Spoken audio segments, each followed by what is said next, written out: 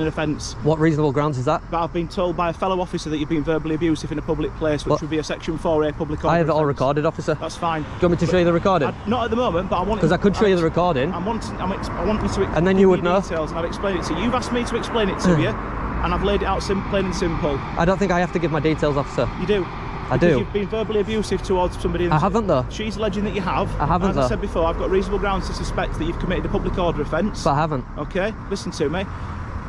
Because of that nature, that's why I require your details. And right. as I've explained to you, if you don't give me your name and address, and can't verify who you are, it may make your arrest necessary in order to ascertain those details. Will you arrest me if I don't? I'm not saying I definitely will, but I'm saying it may make your arrest necessary. Am I being detained right now? At the moment, because I need your details. Yeah, I'm being detained. Potentially, if you don't give me your details, you may be arrested. Is what No, I'm no, saying. no. I just want to check if I'm being detained right now. I don't understand why you can't just give me your details. I'd rather not. That's the point. But I'm asking you to. If I have to by law, then I will. You do have to by law, yeah. Okay, and what section of law says I have to? I'm telling you that because you've committed an offence. I haven't though. I suspect that you have. You suspect that I have? I suspect that you have. Okay. I only need reasonable grounds to suspect. That's 2 to 3 out of 10 on the scale of 1 to 10. Yeah. I've got that reasonable suspicion. Yeah, okay? yeah. Can you let me know that lady's name or collar number? That will be Sergeant. I can't remember her surname, but I can find it out for you. That's not a problem. Yeah. Before I leave here, I'd like to know. She's a sergeant who was off duty at the time, coming into work for whatever reason. I don't know why. Yeah, because she's a police officer. lied to you. Now you threatened me with arrest, which has now made me have to give my details. So I will have to make a call to my solicitor. Yeah, that's absolutely fine. Yeah. Okay. You go right ahead. So can I have your name, please? It's freezing today. You've got plenty of layers on. I can't believe she lied to you, officer. I have got it all recorded though, just so you know. If you want to make a complaint. Yeah, I will be making a complaint straight away. Yeah, definitely, definitely. I haven't got Is that what she actually said to you? I told her to pee off. As I drove out of the gate, she was driving in and she said, "Will I have a word with you?" Yeah. Because she'd spoken to you and you told her to. I'm not going to say the full word. Yeah, but yeah, pee off. You understand what I mean by that? I understand what you're saying, but she's lying to you. You know that, don't you? Well, if she's lying. Today's video is courtesy of News Now Yorkshire. You'll find their link down below. So go show them some support and check out the full clip.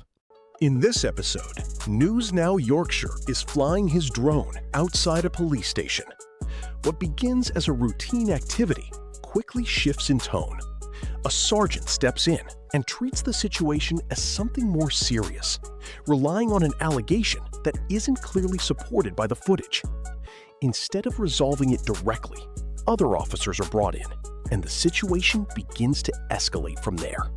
The focus moves away from establishing clear facts and toward acting on a claim that hasn't been verified. From that point, the pressure increases, with the possibility of arrest introduced into the interaction. It becomes less about identifying an actual offense and more about gaining control of the situation. The imbalance becomes noticeable as the approach leans on assertion rather than evidence. And the outcome doesn't end on the street. It continues beyond the encounter, eventually leading to legal action and raising questions about how the situation was handled from the start. Anything like that? I don't know yet. At the minute, okay. just sort of flying around, see what happens. Right. I understand an officer's just tried to have a word with you on the way into the car park. Well, she sort of shouted at me in a plainclothes personal car, so I didn't have a clue who she was. Apparently you've told her to pee off. Did I? That's what she said to us. If that's the case, that's not acceptable, is it? Well, that's why we wear independent witnesses that never lie. Right. What do you mean by that? Right, okay. Well, yeah, I've got mine on as well, so... Well, thanks for letting me know. Can I take your details just so we know what you're doing and you're recorded on our systems and we've got the fact what you're doing and to make sure you're not up to no good? No, I'd rather not, if that's okay. Okay. Why is that?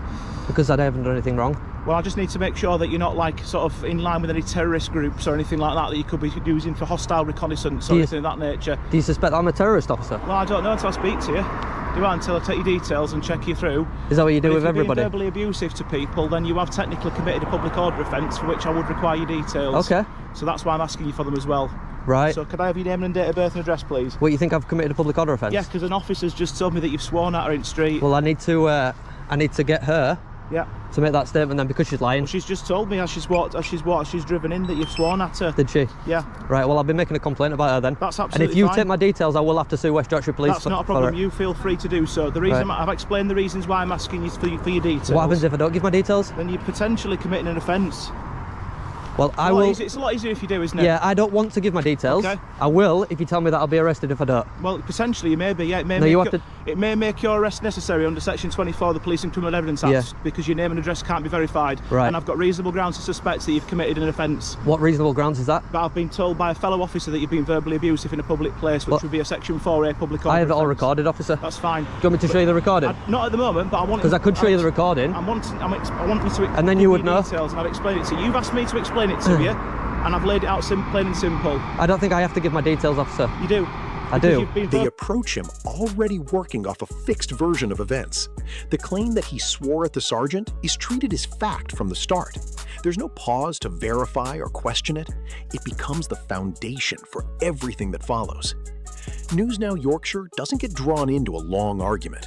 He responds directly and points to his body-worn camera, highlighting that the interaction is being recorded independently and that evidence speaks louder than claims. That moment shifts the balance. On one side, there's an allegation. On the other, there's actual footage. But instead of addressing that, the focus changes again. The situation escalates into something far more serious. When he declines to provide his details, the justification turns toward broader security concerns, which raises questions about whether the response is proportionate or simply being used to apply pressure in the moment. I do. You've been verbally abusive towards somebody. I haven't, though. She's alleging that you have. I haven't, As though. I said before, I've got reasonable grounds to suspect that you've committed a public order offence. But I haven't. Okay, listen to me. Because of that nature, that's why I require your details. And Right. as I've explained to you, if you don't give me your name and address, and can't verify who you are, it may make your arrest necessary in order to ascertain those details. Will you arrest me if I don't? I'm not saying I definitely will, but I'm saying it may make your arrest necessary. Am I being detained right now? At the moment, because I need your details. Yeah, Yeah, I'm being detained. potentially, if you don't give me your details, you may be arrested as well. No, I just want to check if I'm being detained right I don't now. understand why you can't just give me your details. I'd rather Right. not. That's Right. the point. But I'm asking you to. If I have to by law, then I will. You do have to by law, yeah. Okay, and what section of law says I I'm have telling to? you that because you've committed an offence. I haven't, though. I suspect that you have. You suspect that I have? I suspect that you have. Okay. I only need reasonable grounds to suspect. That's 2 to 3 out of 10 on the scale of 1 to 10. Yeah. I've got that reasonable suspicion. Yeah, okay? yeah. Can you let me know that lady's name or collar number? That will be Sergeant. I can't remember her surname, but I can find it out for you. That's not a problem. Yeah, before I leave here, I'd like to know. She's a sergeant who was off duty at the time, coming into work for whatever reason. I don't know Yeah, why, because but she's a police she's officer. lied to you. Now you Right. threatened me with arrest, Yeah. which has now made me have to give my details. So I will have to make a call to my solicitor. Yeah, that's absolutely fine. Yeah, okay. You go right ahead. So can I have your name, please? It's freezing today. You've got plenty of layers on. I can't believe she lied to you, officer. I have got it all recorded though, just That's so you fine. know. You can, if you want to make a complaint. Yeah, I will about be it, making a complaint straight away. Yeah, that's not a definitely, problem. definitely. I haven't got Is that any what she issue with actually said to you? I told her to pee off. As I drove out of the gate, she was driving in and she said, "Will I have a word with it with you?" Yeah. Because she'd spoken to you and you Yeah. told her to. I'm not going to say the full word. Yeah, but yeah, pee yeah. off. You understand what I mean by I that? understand what you're saying, but she's lying to you. You know that, don't you? Well, if she's lying to me, she's lying to me. If it's on your camera, then you've got grounds for a complaint. Yeah, 100%. Yeah, But yeah. I'm not lying yeah. to you. I can only go about. You know, last time this happened, I got £1,000 for it. You know. Right. Yeah, that was at Humberside though. What was that? What was that in relation to though? Because someone said I was committing antisocial behaviour, so the officer unlawfully used Section 50 of the Police Reform Act to gain my details, just like you've unlawfully used Section 5. This is the point where the reasoning starts to break down. A public order offense is asserted without clear supporting detail. It's presented as fact, based largely on a claim rather than evidence, and that becomes the basis for further action. When News Now Yorkshire asks what happens if he refuses to give details, the response becomes circular. The suggestion is that refusal could lead to another potential offense, which then feeds back into justification for arrest. That kind of reasoning raises serious questions, because it moves away from clear legal grounding. Section 24 of PACE is mentioned, but arrest requires necessity and evidence. It cannot rely purely on assumption or convenience, and it cannot be based only on a colleague's statement. What stands out most is the handling of available evidence. Footage is offered that could clarify everything, but it isn't reviewed at that moment, and that decision becomes a key part of the situation. 5 to get my details. Okay. And then they offered me £1,000 for my trouble. I haven't used Section 5. Oh, what did you use? You've potentially committed an offence under Section 4A of the Public Order Act. Oh, okay. Section 4A. Yeah. And that requires me to give my details. It doesn't require you to give your details. You just told me it did. What I'm saying, no, you're twisting my words. What I'm saying to you is because I've got reasonable grounds to suspect that you've committed an offence. Yeah. If you don't give me your details, Yeah. it may make your arrest necessary under section 24 of PACE. Oh, okay. Because your name and address cannot be verified. Right. And I suspect that you've committed an offence. Well, that's a full explanation. Thank you for that's that. what I said to you the first time. Well, I didn't get that explanation, so maybe you didn't explain it properly, and maybe I didn't understand. Well, you understand it now, though. I don't do, you? 100%. Can you just confirm yeah. your address, please? This is poor. This. I can't believe she lied to you, and she's a sergeant. She's going around lying to you guys. Do you want me to show you the video? No. Is it because you know that she's lying? I don't know that she's lying. I think you know. Okay. I think you know. I think you do know. We're literally just going off what we've been told. Yeah, what you've been told is a lie, though, is what I'm saying. I could show you the video now and show you that she's lying. So what do you think? Do you think I'm lying or she's lying? What do you guys reckon? Your personal opinion? My personal opinion doesn't matter. I don't work. My personal opinion has to stay at home when I come to work. Well, use your detective skills then. What do you think? This is what I'm doing. Yeah. Speaking to you. Well, yeah, I could have showed you the video. To find out your version of events. No, what you're doing is getting my details unlawfully. Okay. I'm not. I've already explained to you the reason why. I could have showed you the video, and then you would have no reason to get my details. If you're happy to show me the video, I'm happy to watch it. It's not a problem. Well, there's no point now because you've already given my details, so I might as well speak to my solicitor now and get my £1,000. You've offered to show me the video. Then that's fine. Yeah. And you'll see that your sergeant's a liar. Well, show me it if you want to show me it. I'm not bothered. Am I being detained? No, you're free to go. Thank you for giving me your details. Just be careful where you're flying it. No, I won't. Obviously, bear in mind that side of the gate and the fence is private property. Oh, no, I've already been over there. Right, okay. Yeah, I'm going to go over again. Right, okay. Yeah. But bear in mind that you may be spoken to again by an officer if it's deemed that your drone's interfering with any police activities or anything like that. All right, well, I've got permission to be here. They essentially box him in with a manufactured necessity. If we can't identify you, we'll arrest you to identify you. But that logic doesn't align with how arrest powers are meant to work. Arrest isn't supposed to be used as a shortcut for obtaining information. In this situation, it appears to be used as leverage, a way to force compliance with a request for details. That raises a key issue about proportionality, because arrest should depend on clear grounds, not convenience. Here, those grounds appear unclear and untested, based largely on a single allegation rather than evidence. The reasoning becomes circular. Refusal leads to arrest, and arrest is justified by refusal. At that point, the pressure becomes the deciding factor, not the strength of the legal basis. Faced with escalation, he ultimately provides his details, not because it is clearly required in law, but to avoid further action. That distinction matters, because compliance under pressure is not the same as voluntary agreement. From the Civil Aviation Authority. Okay, have you got that in writing? Have you got anything on you can show me to confirm that? Do I need to?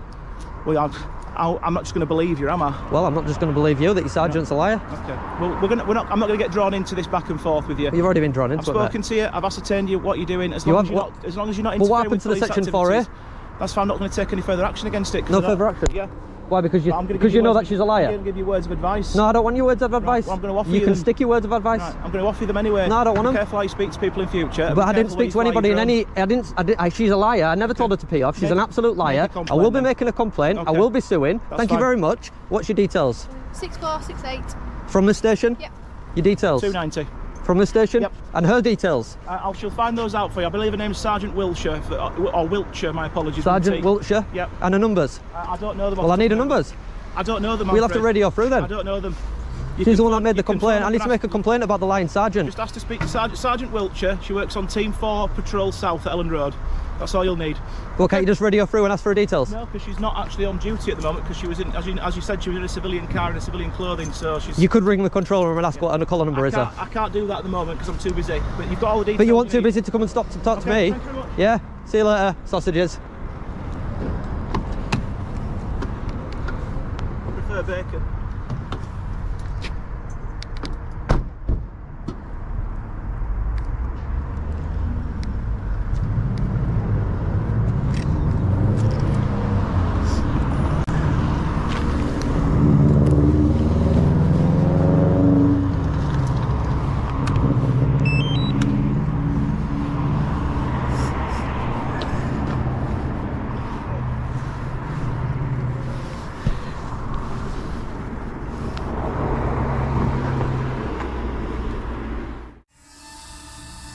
The officer repeatedly relies on the word potentially. Potentially an offense. Potentially Section 4A. But that language does most of the work, because nothing concrete is clearly established. Section 4A is not meant for vague or hypothetical concerns. It requires intent and a real impact, not assumptions about what might have happened. That distinction is important in applying the law correctly. What stands out is how often the legal basis shifts. One moment a specific power is mentioned, then another is introduced. This constant switching doesn't suggest clarity. It suggests uncertainty in how the situation is being framed. If a clear offense had been identified, the reference point would stay consistent. Instead, the justification appears to move as the discussion develops. That creates a sense of scrambling rather than a structured legal approach. And none of the powers being referenced automatically grant access to personal details, which is where the reasoning becomes weaker under scrutiny.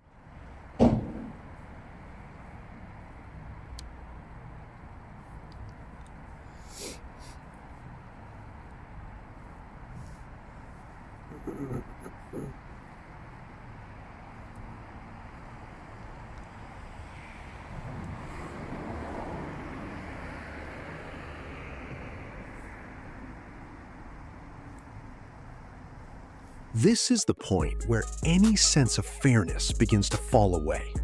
He repeatedly offers the simplest way to resolve the situation: review the footage. But that option is refused, even when it is available immediately on scene. One officer even acknowledges she is acting on what she has been told, which highlights that the decision is not based on direct assessment. Instead, it relies on second-hand information, rather than what is actually in front of them. His explanation is not tested against evidence. It is effectively set aside. The choice becomes one of accepting hearsay over available footage, even while that footage is being offered in real time. Only after his details are taken does the video become relevant, and that timing is significant. If the footage was central to the decision, it would have been reviewed earlier, not after enforcement steps had already been taken. Checking it later feels less like investigation and more like trying to justify what has already happened.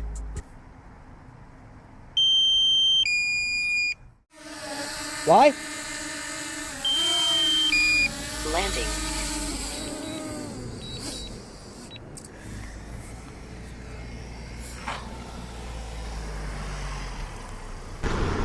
Right, lads. Yeah, what are you doing with the drone? Flying it? You can't fly it at the police station, mate. I can. Already have. What's your name? Why? Well, I'm concerned that you're flying a drone over the police station, mate. It's a security issue. I've got permission. Who might? You know you're in a geo zone here. You have to have permission because of the stadium. Right, don't stand outside here and fight me. Go somewhere else. I've already been over it, mate. I've got one more battery left. So I've got about half an hour left flying over the station. Thank you very much. Right, what's your name, mate? No. See you later, guys. The home point has been updated. Please check it on the map.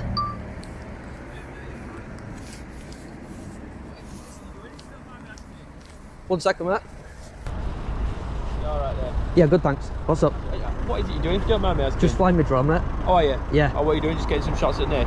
Yeah, that's it, mate, yeah. Ah, right, okay. Are you doing it for any particular channel or out like that? For my channel. For your channel? Yeah. Ah, right, okay. You do this sort of thing often? Yeah, but you have to get permission here because you're in Geo Zone because of the stadium. Ah, right, okay. Yeah, so you're actually covered for the drones here. It just covers the nick. What? Because Because at stadium, yeah. Alright, why is that then? Because you can't, because when there's games and stuff on, they don't want people, because it's a big crowd, innit? You could drop out in there, you know, terrorism and all sorts of stuff. Well, yeah, there is that, yeah. So it makes sense, yeah. So, So all stadiums are covered by like a flight restriction. Ah, right, okay. The moment his details are taken, the entire situation shifts immediately. The urgency disappears almost instantly. No further offense is pursued. No action follows through. Claims that were previously raised, public order, terrorism references, and various sections, simply fade out of the interaction. There is no continuation of enforcement. That raises a clear question about consistency. Because if the concerns were genuine, they would not end so abruptly. Serious allegations usually lead to further steps, not a complete disengagement once identification is obtained. Instead, the focus appears to drop entirely, as if the primary objective has already been achieved. This suggests the interaction was not driven by investigation, but by the need to establish identity first. Once that objective is complete, there is nothing left to escalate or pursue, which reframes the earlier language, less as a structured legal pathway and more as a means to an end. Right, okay. So what you have to do is you have to get them unlocked. What, the drone?